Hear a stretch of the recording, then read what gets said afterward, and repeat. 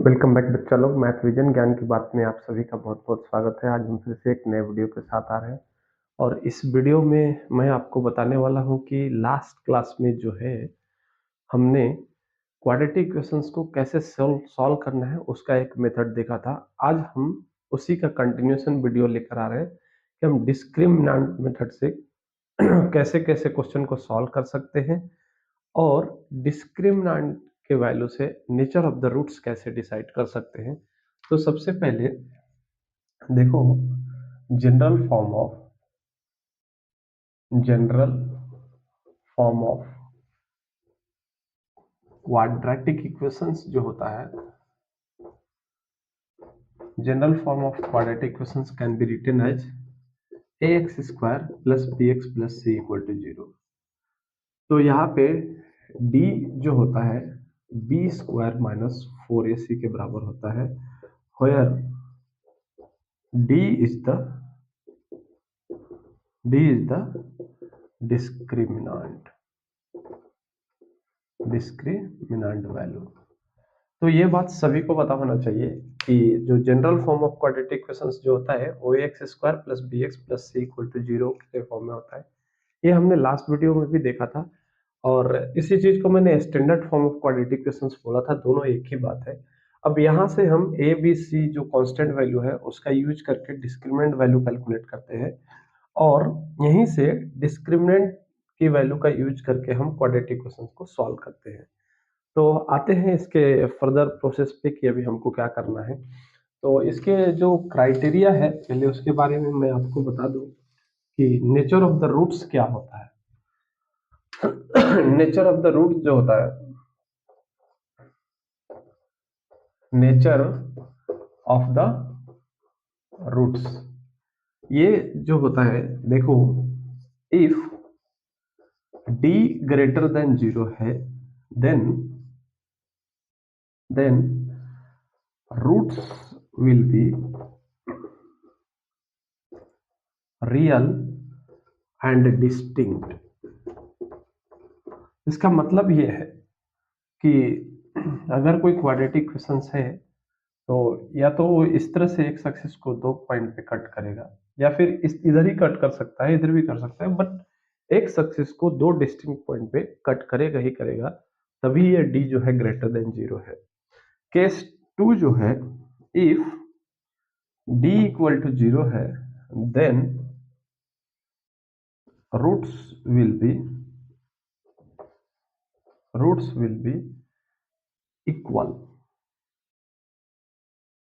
अब देखो, ये जो है केस 2 का जो है वो या तो इस तरह से पास हो जाएगा या फिर कहीं भी पास हो सकता है, या फिर इस तरह से हो सकता है या फिर इस तरह से हो सकता है।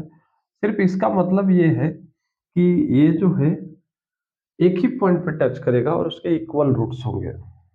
अब देखो, इफ d लेस देन 0 है then roots will be imaginary। इसका मतलब ये है कि ग्राफ जो है या तो इस तरह से पास हो जा रहा है या फिर इस तरह से पास हो रहा है, मतलब किसी तरह से पास हो जाता है लेकिन एक्स एक्सिस को टच भी नहीं कर रहा है और कट भी नहीं कर रहा है। तो ये जो है गाइज तीन नेचर ऑफ द रूट्स है। पहले केस में d ग्रेटर देन 0 है तो रूट्स जो होगा वो रियल और डिस्टिंक्ट होगा। और यहाँ पे जो है देखो, इसी चीज को कहीं कहीं यूनिक बोला जाता है। और अगर d इक्वल टू 0 है तो इक्वल रूट्स होगा और d लेस देन 0 है तो इमेजिनरी रूट होगा। इसका मतलब यह है कि रूट जो है एग्जिस्ट नहीं कर रहा है। अब हम आते हैं कि डिस्क्रिमिनेंट मेथड से क्वेश्चन को सॉल्व कैसे करना है। देखो,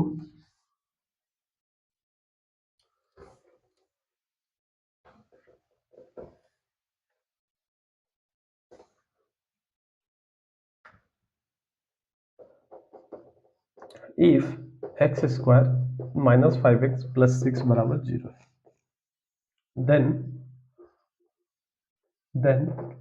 find the roots of the equation, find the roots of the equation. तो सॉल्यूशन कैसे करेंगे? सबसे पहले we have x square minus 5x plus 6 equal to 0। ये वाला जो है इक्वेशन हमारे पास ऑलरेडी दिया हुआ है। इसके बाद हम करेंगे क्या? इसको हम कंपेयर करेंगे x square plus b x plus c equal to 0 से। तो यहाँ से जो है, यहाँ पे कुछ कोफिशिएंट नहीं है तो 1 है, तो this will be a equal to 1, b equal to -5 and c equal to 6। And we know that d equal to b square minus 4ac। ये सभी को ये फॉर्मूला पता है, अभी तुरंत मैंने आपको बता दिया है। तो सबसे पहले d का वैल्यू को हमको कैलकुलेट करना है, तो ये -5 का होल स्क्वायर हो जाएगा और 4a का जो वैल्यू होता है 1 होता है यहाँ पे दिया हुआ है, होता नहीं है, और c का वैल्यू 6 है। तो यहाँ से 25 माइनस 24 ये 1 के बराबर है। अब यहाँ पे देखो d जो है ग्रेटर देन 0 है, देयरफॉर रूट्स विल बी, यहाँ पे रूट्स जो है roots will be real and distinct होने वाला है। ये सभी को ये बातें पता है। तो यहाँ तक गाइज आप इसको लिख लो और मैं इरेज कर रहा हूँ आगे प्रोसीड करने के लिए। तो आई होप कि यहाँ तक सबको समझ में आया गया होगा कि डी का वैल्यू कैसे हम निकालते हैं। इसके बाद हम कैलकुलेट करते हैं रूट्स। तो रूट्स के लिए मैं क्या करूंगा, रूट्स का फॉर्मूला आपको बता देता हूँ।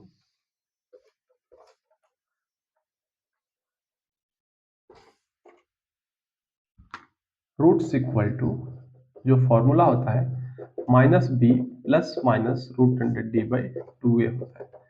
तो माइनस तो है ही ऑलरेडी, और b का वैल्यू वहां पे जो था वो -5 के बराबर था, और d का वैल्यू 1 के बराबर आया है, और a का वैल्यू भी 1 था। तो ये माइनस माइनस प्लस हो जाएगा 5, और ये स्क्वायर रूट 1 आने वाला है और 2। अब यहाँ से दो वैल्यू कैलकुलेट होके आ रहा है सबको, देखो यहाँ पे प्लस माइनस लिखा हुआ है, तो इसको लिखेंगे 5 प्लस 1/2 और इसको लिखेंगे 5 माइनस 1/2। तो ये 4/2 के बराबर हो जाएगा, और ये 6/2 के बराबर हो जाएगा, और ये 4/2 के बराबर है। तो यहाँ से 3 आ जाएगा और यहाँ से 2 आ जाएगा। तो 3, 2 ये जो वैल्यू आ रहा है वो x इक्वल टू 3 और x इक्वल टू 2 है। यही जो है दो रूट्स है।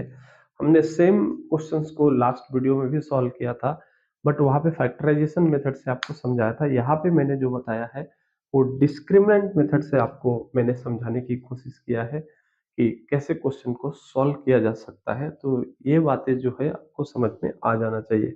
अब हम इसके आगे जो है एक और मेथड मैं बताने वाला हूँ, जो है कंप्लीटिंग स्क्वायर मेथड है।